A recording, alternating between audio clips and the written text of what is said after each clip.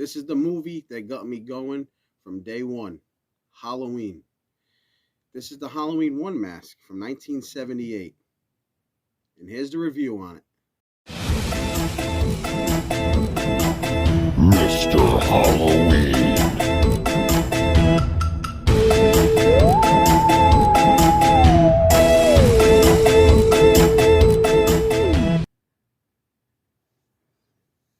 Here he is, 1978 Michael Myers mask.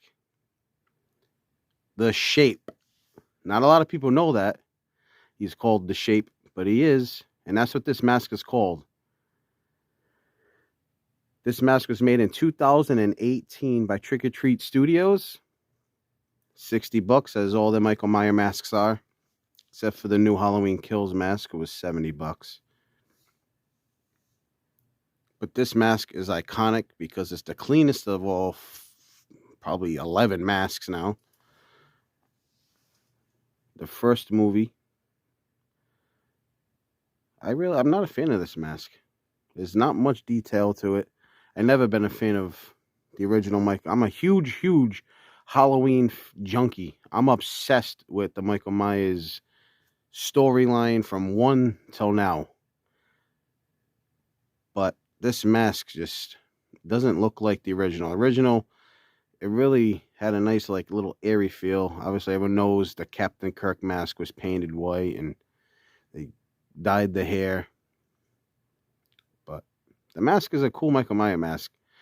Honestly, this mask looks like, the only scene it looks like is the one where he's on the phone. When Jamie Lee Curtis calls, or we call her Laurie Strode, and he picks up the phone and hears a voice. That's the only scene that this mask honestly looks like the actual movie. The hair is nothing like it, as you can see. In the original movie, the hair was nice and firm to the head and almost came to a point to the top of the head, like a little poof. This one, he just has a straight, long mullet all the way to the back of his neck. But just like almost every Michael Myers masks that are made by Trick or Treat Studios, Justin Mayberry made this one as well. I give this mask not a great score, but the quality of the mask is very nice. It's got a perfect thickness to it. It's airy. You can breathe in it. It fits beautifully to your head. It's got a nice, you have to have a decent sized head, but it fits nice at pretty much anyone's head because of the latex thickness. Just the overall look, I'm going to give this a 6.5 out of a 10 total. There is so much to say about the Halloween series. I really don't know where to begin, but with number 1. I will go through every single mask that I have, little by little, but I'm going to start off with Halloween 1. The iconic film made in 1978. A lot of people don't realize it, but the budget for that movie was $300,000.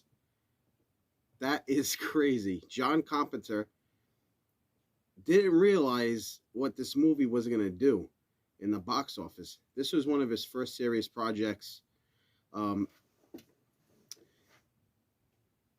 It was actually going to be called The Babysitter Killer.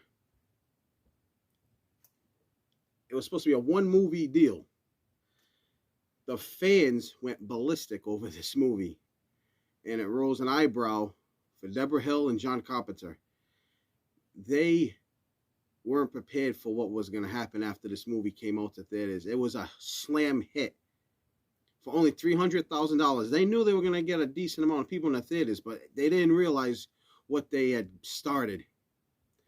The first of several slasher movies. This launched Jason Voorhees, Freddy Krueger, all the spin-offs. This started it all. 1978, Michael Myers started the slasher films, The Masked Murderers.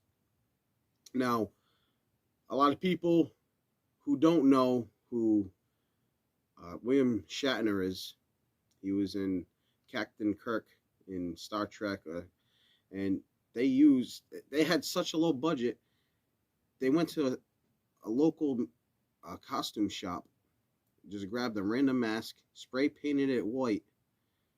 That's all they did, spray paint his mask white and change the color of his hair to create this mask. That's nuts. For a professional film to just start off like that would have put anyone in a wrong spot, but they pulled it off. Nick Castle, they call him the Shape, really did a great job. They used many Michael Myers throughout all of the movies, but Nick Castle still remains Michael Myers today. He's in his 70s, but he's still doing it. Now, this mask isn't one of my favorites. It's actually at the bottom of my list of one of my least favorites. But this is a plain Jane mask. That's what it is. It's supposed to be a creepy night stalker. That's what all the masks are called from Halloween 1, Night Stalker. Because all he does is stalk the three girls the whole movie, and then he eventually kills them. That's why they call him the Night Stalker. Now, again, the hair was supposed to be a little poofed right here with a nice straight edge to make his head look come to a point. The hair isn't like that. That's what knocks it off a little bit. It has this thing right here, the latex line, like the iconic film. Jamie Lee Curtis. This wasn't Jamie Lee Curtis's first movie either. I believe she did Fright Night before this. This was her second film. She was in Fright Night with her mother too, I think. But yeah, this defined her career. This took her career and put it right into orbit. Now, there was a blooper in this movie that a lot of people didn't catch. And I don't think, honestly, many people have caught it because I haven't heard anyone talk about it. But this is 1978 for you. And this is how low budget this movie was. They were so lazy they couldn't go and take this out. Now,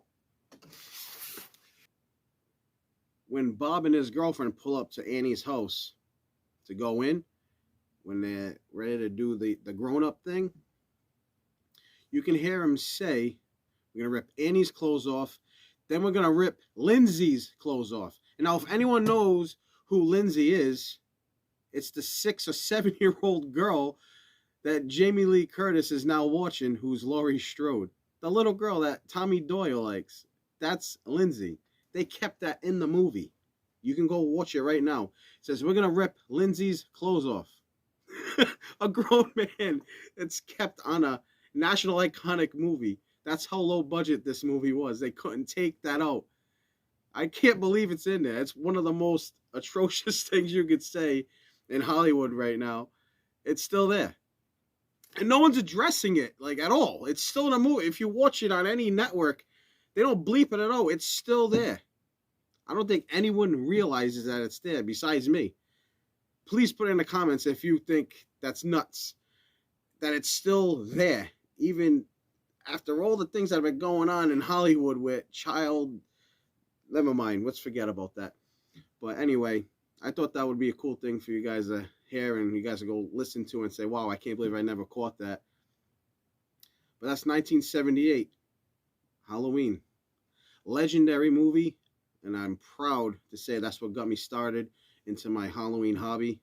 Halloween is my ultimate guide to everything that I've ever enjoyed in Halloween ever. And I rock a Michael Myers costume every year. It's not this mask. Halloween 6, the Curse of Michael Myers mask is my favorite. But 6.5 out of 10 for this mask. It's not a great score for myself to give, but people that like the plain Jane mask, this is the one for you. But that's my review. Thanks for watching. Mr. Halloween.